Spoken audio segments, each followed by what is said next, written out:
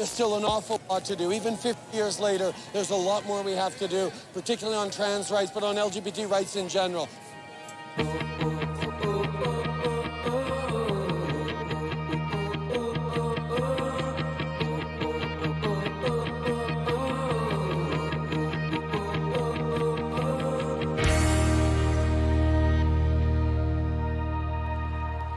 The first Canadian law condemning homosexuality came into force in 1841. At the time, such a crime was punishable by death. The sentence was later reduced to imprisonment. In 1890, a new crime was introduced, gross indecency between male persons. The crime was extended to lesbians and heterosexuals in 1953. Despite the risk of imprisonment, in 1958, Ted North did something remarkable. Ted, accompanied by a few supporters, stood on the steps of the Vancouver courthouse calling for an end to discrimination against homosexuals. Ted bravely held up a sign that read, "I am a human being," while wearing a dress and made up to look like legendary actress Gina Lollobrigida. In 1958, they stood on the steps of the Vancouver courthouse. It was illegal for a man to impersonate a female or a woman, and we were required by law to wear 3 items of men's clothing. In 1965, Everett George Clippert was the last person in Canada to be arrested and imprisoned for gross indecency. A court-ordered psychiatrist assessed Everett as incurably homosexual, and he was registered as a dangerous sexual offender. Everett appealed to the Court of Appeal for the Northwest Territories. His appeal was dismissed. Mr. Clippert then appealed to the Supreme Court of Canada. His appeal was unsuccessful, and he was sent to prison indefinitely as a dangerous sex offender in 1967. We continued to campaign, to write letters, and it was not long before our actions caught the attention of Tommy Douglas and a young Pierre Trudeau. We believed in Trudeau, and we worked very hard to support him as he made his way through the halls of power. The day after Clippert's conviction was upheld, NDP leader Tommy Douglas brought forward Clippert's name in the House of Commons, asking Minister of Justice Pierre Elliott Trudeau if this matter was being considered by officials in the Department of Justice. Within 6 weeks, Trudeau presented the Criminal Law Amendment Act, Bill C-150, an omnibus bill, and on May 14, 1969, Canada decriminalized homosexual acts between consenting adults. The act received royal assent on June 27, 1969. Take this thing on homosexuality. I think the view we take here is that there's no place for the state in the bedrooms of the nation, and I think that what's done in private between adults doesn't concern the criminal code. When it becomes public, this is a different matter. So his comment reverberated around the world. No other prime minister or president had made a statement like that before, and I think all of us were aware of what that statement meant. So I'm quite sure that it was part of the releasing of the avalanche of desire for freedom that led to the Stonewall Rebellion. The Stonewall riots, which took place in 1969, were led by Black and Latinx trans individuals. These riots helped propel the modern gay civil rights movement from assimilationist tactics towards unapologetic pride. These riots worked. In 1969, when homosexuality was decriminalized, Prime Minister Trudeau personally called me.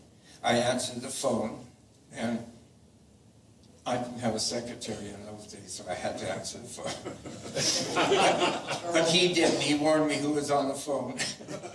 So I answered the phone and was greeted as Your Majesty. And I responded, "Good evening, Mr. Prime Minister," just as the Queen of England would do, because I just thought that was a queenly thing to do. It was a moment that I cherish to this day.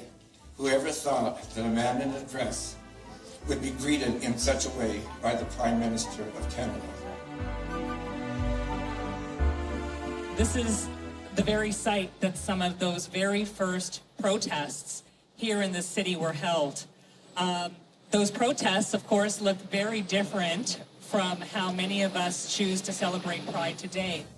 It was with great pride that we saw him eventually elected Prime Minister, and to this day I have always fond memories of that man and what he did for us. In all of our hearts, from the moment he I'm saddened to inform British Columbians that a hero for human rights and lesbian, gay, bi, and transgender equality has left us. At 6:10 a.m. on Saturday, Mr. Ted North passed away. He's left a legacy that should inspire us all. Born in 1937 in Alberta and raised in the Fraser Valley, from a young age, Ted knew he was different. He was a gay man in a country that still forced gay and lesbian people into jail, shock treatment, or worse. Ted organized the first Pride March in Canada. He created the Courts of Canada, the first Gay Businessmen's Guild, the first Gay Sports League in Canada, and co-founder of the Greater Vancouver Native Cultural Society. He held the title of Empress of Canada for 50 years. He was a leader in the fight against HIV and AIDS and the advancement of LGBTQ rights. And he helped define the modern LGBTQ community and human rights movement in Canada. On August 28, 1971, approximately 100 people from Ottawa, Montreal, Toronto, and the surrounding areas gathered in the rain at Parliament Hill for Canada's first gay liberation protest and march in support of a brief called We Demand. Simultaneously, another group of gay activists demonstrated in Vancouver. I remember I went downtown Vancouver in 71, I think it was, and I saw a group on the courthouse steps. And it turned out to be gay, to the Gay Alliance Towards Equality, a demonstration of a few people, maybe 30 people, and a crowd of about 200. And I was across the street. And when I realized this was a gay demonstration, I thought, how brave they are. Oh, I could never do that. Vancouver's earliest Pride celebrations began when the Gay Alliance Towards Equality, or GATE, organized a picnic and art exhibit in Sepperley Park. A month after the first Pride celebrations took place in 1973, NDP MLA Rosemary Brown reaffirmed her support for protection of LGBTQ individuals from her riding in Vancouver-Burrard. Rosemary Brown made history as Canada's first Black female member of a provincial legislature. Indeed, I'm twice blessed. I am Black and I'm a woman. And to be Black and female in a society which is both racist and sexist is to be in the unique position of having nowhere to go but up. Even though lesbians from the LGBTQ+ community were visible in the first Pride Parade, they actually marched in the streets earlier that year for the first documented lesbian march on May 16, 1981. Look over here, look over there, lesbians are everywhere. That was the chant of over 200 women who marched from Robson Square in Vancouver to the West End Community Centre in Canada's first Lesbian Pride March, which took place on the weekend of the 5th Bicentennial Lesbian Conference. Testing 2, this of course traditionally kicks off the start of the Pride Parade. The Dykes on Bikes have over 22 chapters and affiliations throughout the world. And let's give a big Vancouver Pride. I've been organizing lesbian events since about 1971, 72. We organized the first Gay Women's Conference in Toronto in 1972, and I organized a newspaper called The Other Woman so that I could put lesbian content in it. And then, of course, organized lesbian and queer LGBTQ events at City Council on many occasions over the 6 years I was on council.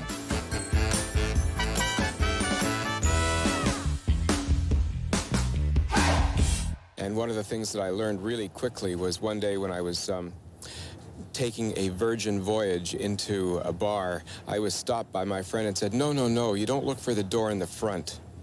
You look for the door in the side or in the back. And I went, oh, okay, learned lesson 1. And I found out that 20 years ago, we met behind closed doors and behind blacked out windows. That's what it was like to be gay, and that was the message that people had to internalize, that somehow you had to be ashamed of who you were and that you had to hide. I remember in the first parade in 1981, there were about 500 of us marching down the street, sort of quiet. Maybe we were saying 2, 4, 6, 8 gays just as good as straight. That was the biggest noise we made. And I noticed that along the sidewalk, there were friends of ours, other gays, who walked along with us. but they just were afraid to be in the street walking in that parade because if they got into the camera view, there was a chance they would lose their job, or there was a chance they would be asked to move out of their apartments. But they were just as devoted as the people who were in the street and most welcome, but it was sort of the closet parade.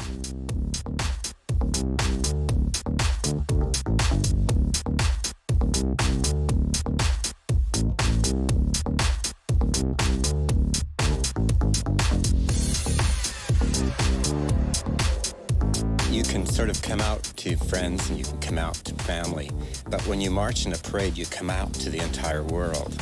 And it is a different experience, and it's unique, empowering, and absolutely wonderful experience. And people get really hooked on it. I mean, you know, we've all, or a lot of us have marched in each and every parade because it feels so good.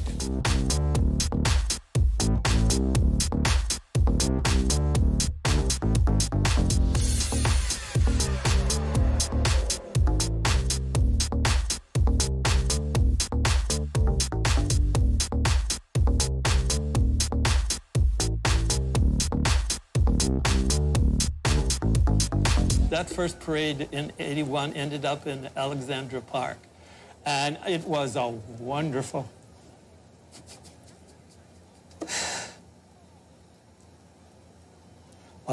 parade. David Soretta sang "We Shall Overcome," and the 500 of us sitting on the lawn took hands and swayed back and forth and sang along, and then pretty soon we were kneeling and putting our arms around each other, and pretty soon we were standing.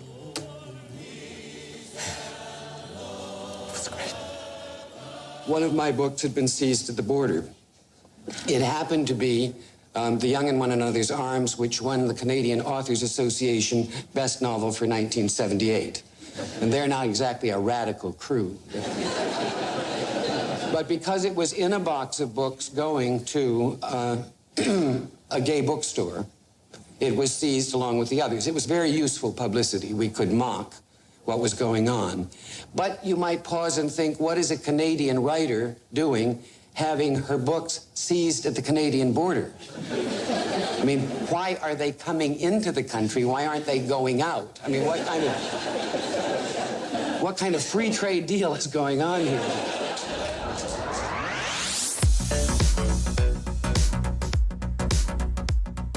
Despite Little Sister's uphill battle with Canada Customs to share knowledge and stories from the queer community, they opened on Davie Street in 1983 on the second floor of a Thurlow Street house. That same year, they participated in the Pride Parade and have continued to be an important part of the LGBTQ+ community. We definitely think it's homophobic. No other bookstore in Vancouver in Western Canada has the type of surveillance that we have by Customs Canada. Every time a book shipment comes in, I mean, the bells ring, and they all come down and they all look at it. It's delayed for several days at best. Most of it is seized. This doesn't happen to other bookstores. Of sexual orientation, families and friends of LGBT, and gender identity. Parents that are here to support their family members. P-Flag Vancouver is an organization which was founded in 1989. It was founded by parents and friends of LGBT. And really what that means is these are people who advocate and educate those who may not be familiar with, what it means to be LGBT. A very special thanks to Stan and Gertrude, founders of the Vancouver chapter. Hi, I'm Gertrude Stevens, and this is my husband, Stan. And we have a daughter that's a lesbian, and we're very proud of her, as we are of everyone we've met so far. When she came out to us, it was a kind of a traumatic time, but we've gone through it, and we're stronger for it. But when she came out, she was very worried that we weren't going to be there for her. And tell your story. Well, the day I found out that she was a lesbian, I went to visit her at her house, and the first thing she said to me was, "Are you still my dad?" And because of that, now I want to tell all parents that they should love their children and accept them the way they are, that children should be able to count on their parents and not have to worry about whether they accept them or not. Yes. And so they're the same people they were before this announcement. And come out, take pride, and support your children. And happy Pride Day, Vancouver. Past fights for equality have fostered change. I wish, like most of us here, wish that when we were their age, the young person today, that they'll support. Like Little Sisters is something that, like, we never ever dreamed would ever happen. Yes. Or a book where you could go and read families that'll get in a parade and back up their child that is gay. I mean, we're going a long way from St. Louis here. I mean, since Trudeau passed that little piece of legislation telling everybody, stay out of other people's bedrooms.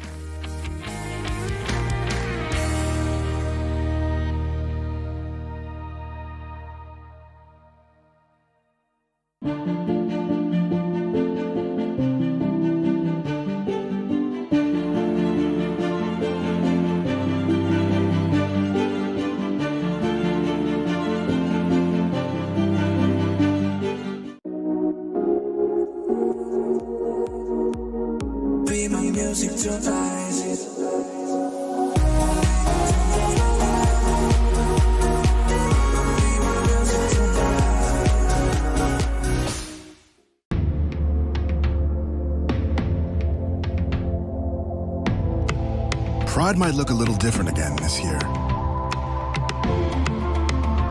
And it's only getting more colorful.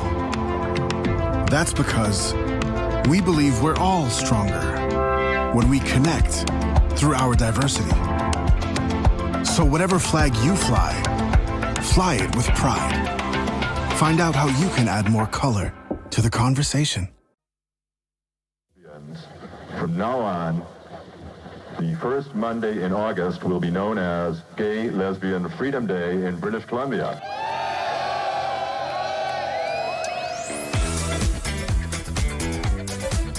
Well, in 1991, we had an event at the O'Reilly Cafe, which I managed. And after the first year of a very successful year, wanted to give the people something different and a way to say thank you to everybody. So I brought the Britannia around. We parked it on the dock, which was like toothpicks for this vessel, and had a special platform boarded, and away we went, and that was the first year.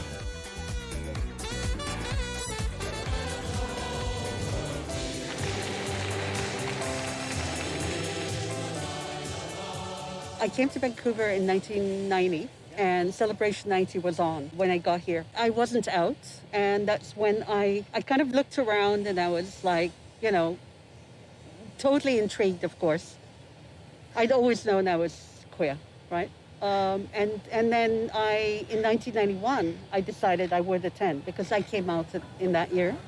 Watching the parade, I saw a sea of whiteness, a sea of maleness, and I felt unrepresented. To be queer, to me, to be LGBTQ meant to be white, because that's the only image of queerness we ever saw. Marching in it was my way of interrupting the parade more than being included. I didn't want to be included in something that I saw as something that didn't really belong to me, and also it was a kind of settler activity, right? It was something, it wasn't as political in 1991 as I was. So I wanted something more, but I knew that visibility was very important because it had been to me. Had I not seen another person of color, I wouldn't have come out. In 1993, we had the first lesbian of color and Indigenous lesbian float. And it was the first float that was a solidarity between Indigenous queers and queers of color, largely women and trans. And that was, it went practically unnoticed.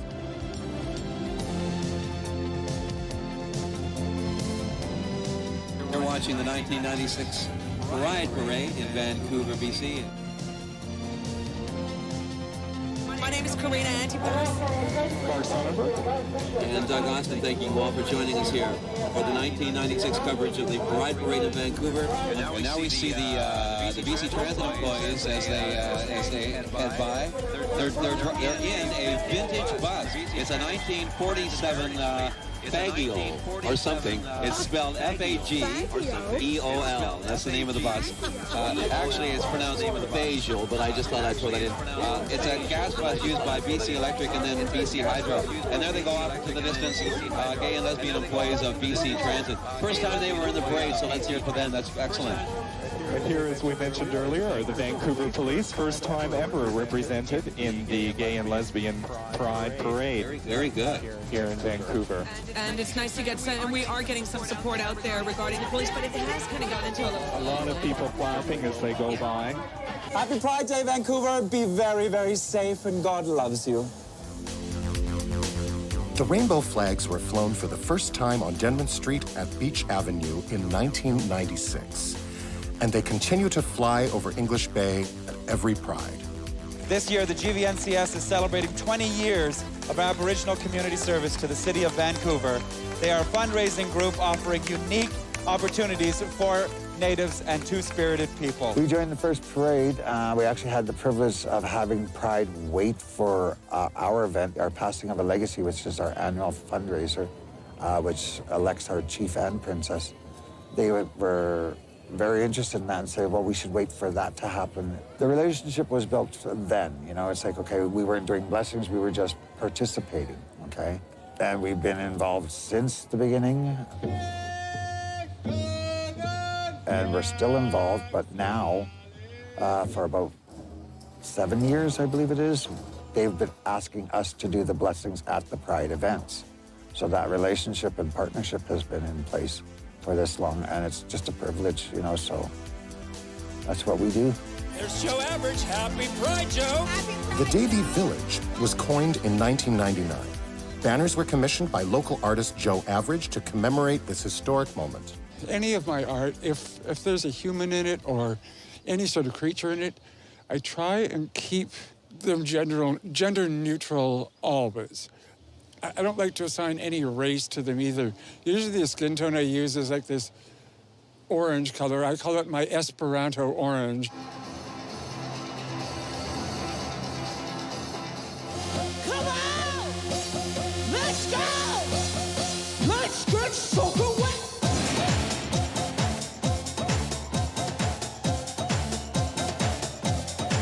I know you wanna go down, man! Attended by thousands, the Pride Ball started in 2002, including acts like Pepper Mache, Kevin Aviance, and Carol Pope.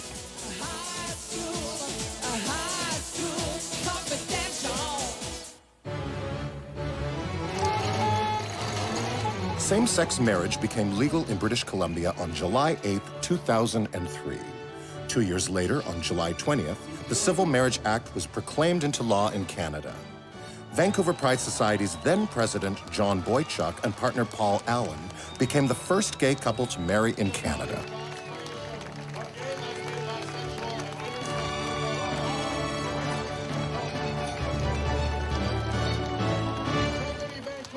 Now, by the authority vested in me by the province of British Columbia, I very happily pronounce you husbands, spouses, partners in life, truly and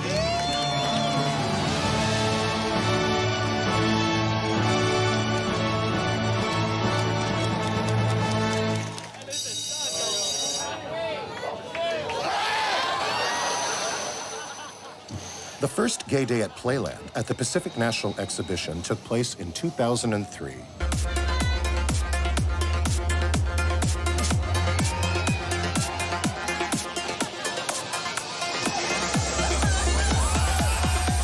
It featured an outdoor extravaganza performed by Vancouver's drag community.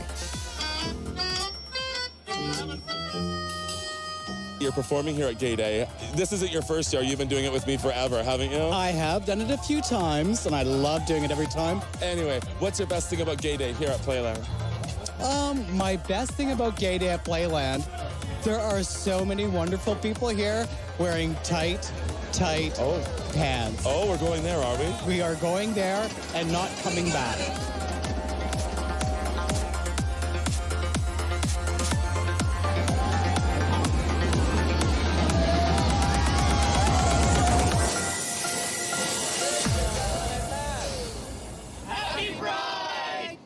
Whereas all individuals seek recognition and respect of their human and civil rights, which are accorded to citizens in a free and democratic society, regardless of race, culture, creed, gender identity, gender expression, or sexual orientation.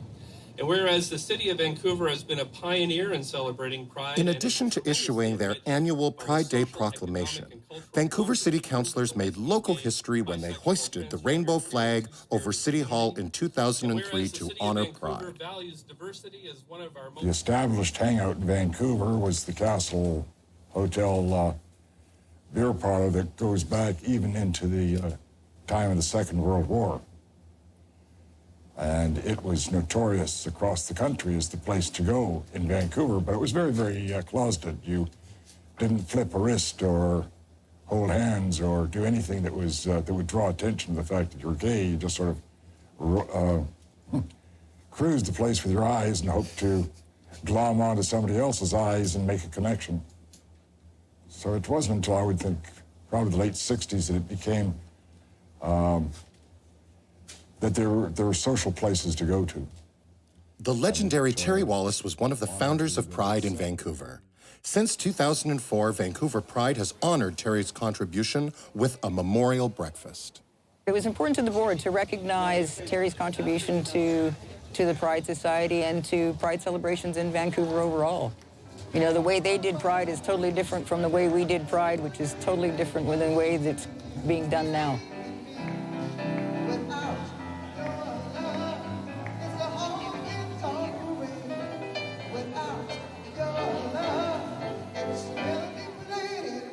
Today is our 10th year anniversary in honoring our founders for the Terry Wallace Breakfast. The Stonewall Festival began in the 1980s in East Vancouver and ran through the 90s.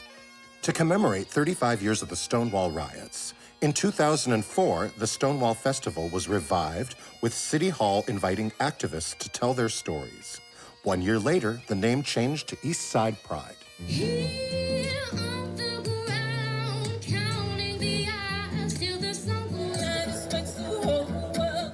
This event is placed on this weekend to commemorate Stonewall, and also to really try and recognize that within Stonewall, a lot of the focus is often on like the gay male community and how rights have developed from there. But at Stonewall, what happened was the forerunners in the Stonewall riots were trans women, were drag queens and people who are gender nonconforming.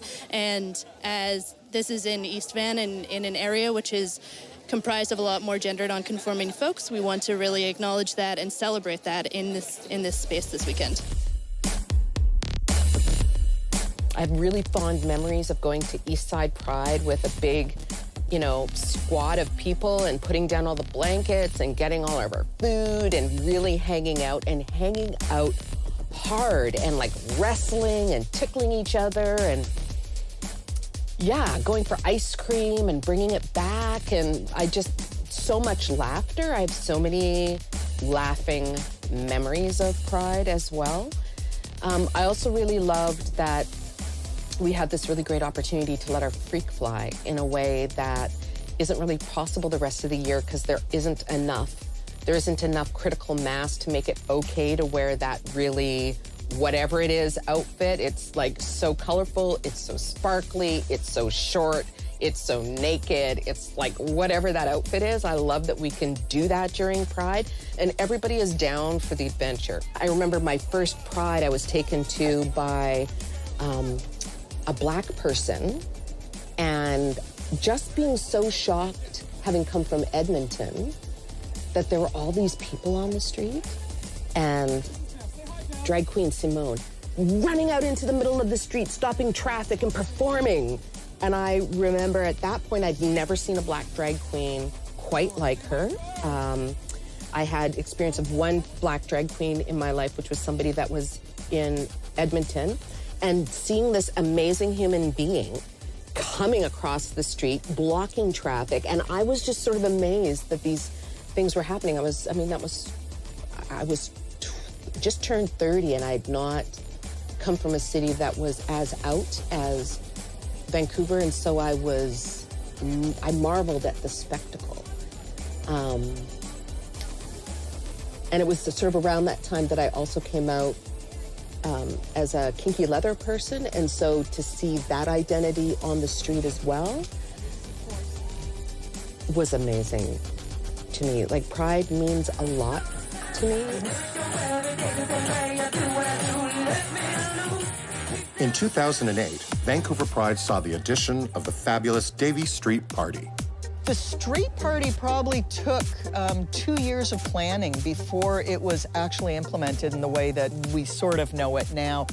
The very first time we brought this up, it was Jim Diva, actually, who was involved in this and bringing all the bars together for a big conversation about potentially bringing the bars in to also host the street party. That didn't work. There was another year of conversations about permitting, and we didn't want high fences, and that didn't work. And eventually we just thought, we've got to do the party and put in the restrictions that the city wants, and we'll have to deal with it as time goes on. So that very first year, there was the high barriers, and you couldn't see into the street party. There was huge long lineups of people paying. We didn't have the system set up. We didn't know that almost 10,000 people would show up. Share Vancouver is a social and support group for LGBT South Asians. The first year Share Vancouver was founded was in 2008, and we went with a bang. We created the Pride of Bollywood float. We had drag queens dressed up in saris. We had Bollywood music playing, Bhangra music playing. We had some top 40 pop songs. We had a colorful float. We had drums, Indian drums. We had a live DJ. It was the most colorful, most amazing float. And I remember when we were on this float and we were going down the Pride Parade, and there was thousands and thousands of people cheering, and we saw the faces of these brown people in the audience, these South Asian people in the audience, and they've never seen a Bollywood float or a South Asian float before in a Pride Parade ever. And here we are, we're the biggest, loudest, baddest float. And, it was really quite an eye-opening, shocking experience for a lot of people. And that year, in 2008, in the Vancouver Pride Society, we were the first queer South Asian group to ever march with a float in the Vancouver Pride Parade, ever. I mean, ever. I think we were the first queer Sikh organization, and that made news. Last door, clean, sober, and proud contingent. In 1969, Clean, Sober, and Proud is a recovery float that is going to be in the Vancouver Pride Parade, and it's also a recovery dance that's happening. It's the first for Clean, Sober, and Proud to have a recovery dance during Vancouver Pride. This whole thing's put on by volunteers. We've raised money by volunteers and fundraising so we can pay for everything. And now it's turned into not just a float, but we approached the Pride Society if they'd like to get involved to officially hold a dance. And they said yes, so we have the Pride Ball Sunday night after the parade.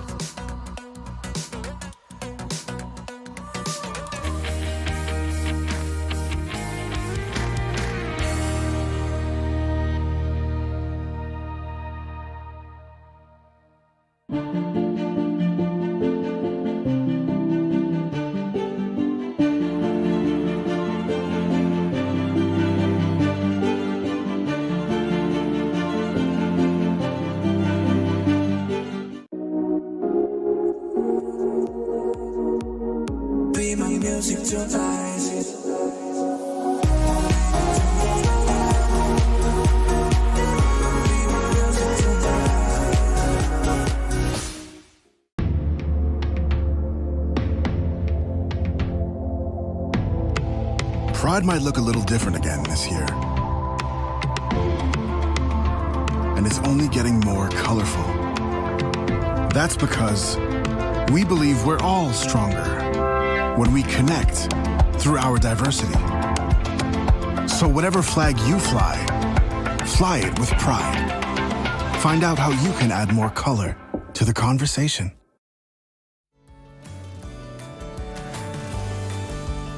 To kick off Pride Week, Vancouver unveiled Canada's first permanent rainbow-colored crosswalk on July 29, 2013.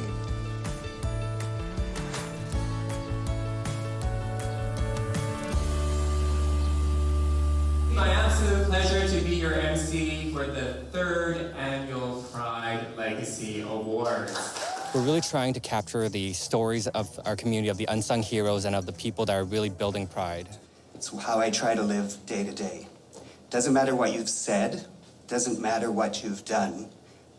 It will matter how you've made people feel. I am so proud to stand up here in solidarity and in connection with all of you so that we can continue this work and begin to celebrate the next chapter of Pride. You know, when we think about a lifetime achievement, it's not necessarily for us as, for me specifically, it's not the Cree way to talk about what we achieved because I'm still here. But when I look around in a two-spirited community and see them coming out wearing the regalia and still standing strong as being within that community of gay, lesbian, transgender, aka two-spirited people, I feel that, yes, we've done some work then, and I feel all right. In 2015, Vancouver Pride introduced Trans Equality Now, the 10 Pledge. To participate in the parade, participants were required to sign and affirm their support for trans communities. And I'm both excited and proud to announce a new campaign with the Vancouver Pride Society called Trans Equality Now, or 10. It's a public awareness campaign designed to encourage and inspire everyday citizens to stand up for the rights of trans and gender variant members of our community. The right of any transgender person who wishes to have reconstructive surgery or hormonal replacement therapy, that this should be part of Medicare and they shouldn't have to worry about it regardless of where they live. The City of Vancouver flew the trans flag for the first time over City Hall in 2015. Our conversation this morning will focus on trans inclusion. What's next? While we trans and gender variant people are not yet, operative word, explicitly protected in the Human Rights Code of Canada, or within the BC Human Rights Code, there are a number of particular exciting moments that are occurring right now and here in Vancouver. Another reason why I'm very proud to say that Council unanimously supported my motion last week on trans rights. I was very thankful to see, and that motion will help Vancouver to be more inclusive of our transgender residents, and it really expresses Vancouver's full support for equal protections for trans people in all provincial and federal legislation. So we call on the provincial and federal government to ensure that all of their legislation is recognizing trans rights. And we're also very excited to hear that the new Davie Street Plaza is being named after the late Jim Diva.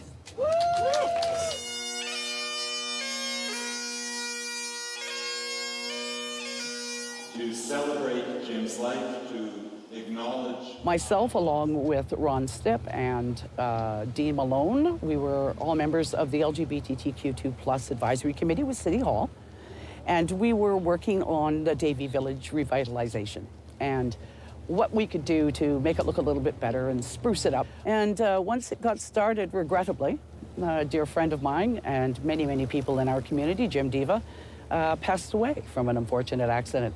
And no greater name, comes to mind when you think in terms of this particular area. He was always running up and down the street, and he was so much a part of Davie Village and cared so much about human rights and LGBTQ rights and his little area where his business was, where Little Sisters was. So I sent off an email to City Hall, and the next thing you know, it became Jim Diva Plaza. No better fitting, no more fitting a name to be attached to this. Almost immediately after his death, people were looking for a tangible way to remember Jim, and so that his legacy wouldn't be forgotten. So the city came forward, and it was a unanimous vote because everyone knows what Jim did in this city and are appreciative of it. The Right Honourable Justin Trudeau was the first sitting Canadian Prime Minister to march in the Vancouver Pride Parade. This momentous occasion took place in... This is just what Canada is. We're a country that understands that our differences are our greatest strength, and how we pull together as a community in friendship is how you build a better country, better community, a better world. The fact is, there are places around the world that need a little more tolerance, but Canada doesn't need tolerance. Canada needs love and acceptance. We're beyond tolerance. That's what Pride's all about. And today we start on a new path, a Human Rights Commission for British Columbia that will fight discrimination, it will educate and remove systemic barriers, it will identify and eliminate inequality, and I've asked our Attorney General to take on the task of renewing the Commission with the help of his Parliamentary Secretary, Ravi Kahlon. As the member of the legislature for the West End, where we are today, it gives me incredible pleasure that we were chosen as the place to launch the restoration of the Human Rights Commission. This community has been a leading voice for human rights for many, many, many, many, many years. It's auspicious that we're doing this right before the Pride weekend because, of course, Pride is both a celebration of how far we've come, but also a protest against intolerance, against hatred, against discrimination that pushes people into closets, that pushes people into places where violence continues and where they cannot reach their full potential.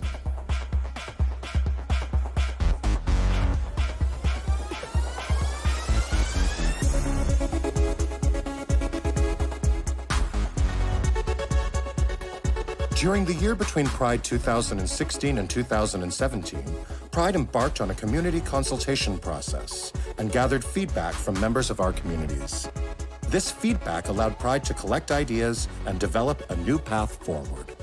With the conversation around police participation in Pride, Black Lives Matter brought that conversation in Vancouver in North America in 2016 and 2017.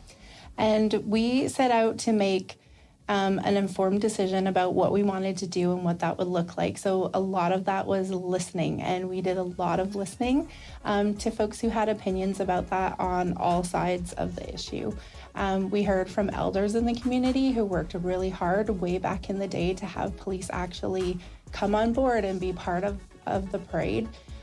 We listened to queer and trans police officers where Pride is really important for them to show up as themselves in a work setting. We also heard from marginalized voices who don't feel safe around police and don't want them to be part of the Pride Parade because that's the one day where everyone should feel safe to be who they are. So we took in all that information, and our board made the decision in 2017 to have police participate as City of Vancouver's entry, but no uniforms, no weapons, and no marked vehicles. And it was a compromise, and it was where we landed at that time. And it worked for some people, but it didn't work for everyone. So where we've ended up today is we have asked police not to participate at all, because really what it drills down to is some of us in queer community have a sense of safety and belonging and inclusion in Canadian society, but not all of us do. And so until everyone feels that way, we need to listen to those most marginalized voices. The Musqueam Indian Band shows its community and two-spirited pride. Happy Pride! The 2018 Pride Parade marked the first time the Musqueam, Squamish, and Tsleil-Waututh nations all had their own floats in Vancouver's Pride Parade. And of course, we also have, coming up next, it's a beautiful, lots of colors, Squamish Nation. Squamish Nation, one love.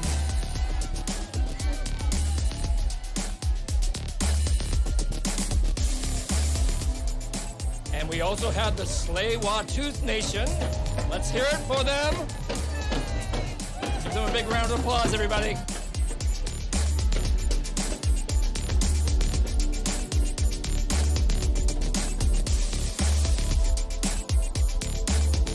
The way that our journey has gone and the amount of people that we know under the LGBTQ and all of the affiliates and the sponsors and everybody know us, you know, and know who we are. And, you know, so when it comes down to bringing the nations in, we wanted them to get to know us too, and for us to get to know them.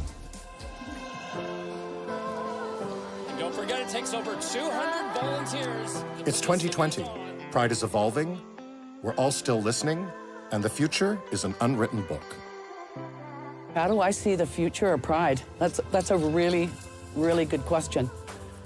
As much fun as it is, I would hope one day we don't need to have a Pride Parade. I really, really do. I would hope that one day we are fully accepted and there are no more, LGBTQ youth in trouble or suicides. There are no more trans deaths. There are, men and women and whatever in the gender binary can walk down the street hand in hand without having to worry about whether or not, they're going to be a victim of violence, online shaming, bullying. It's an interesting world that seems to be getting uglier in some ways, but in other ways, we're kind of becoming more free and we're not putting up with it as much and we're fighting back. So, like I said, I think there'll always be a need for pride as long as there are LGBTQ brothers and sisters around the world, that are being turfed off roofs, that have to fight for every inch of life, that have to fight for things that we just take for granted now. There's so much work still to be done, and that falls on the shoulders of people like us who have the freedoms that we do as queer people here now.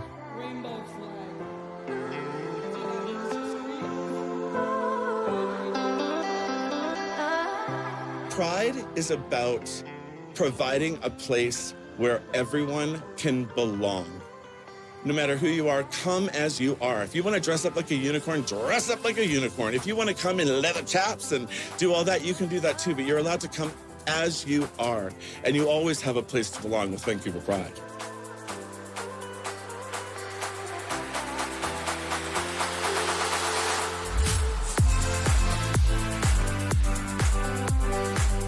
We are actually in a time of shift, and that we can find a way moving forward into the future to come back together again as queer people, because although it seems like we've won all the battles, I think what we've won is a way to assimilate,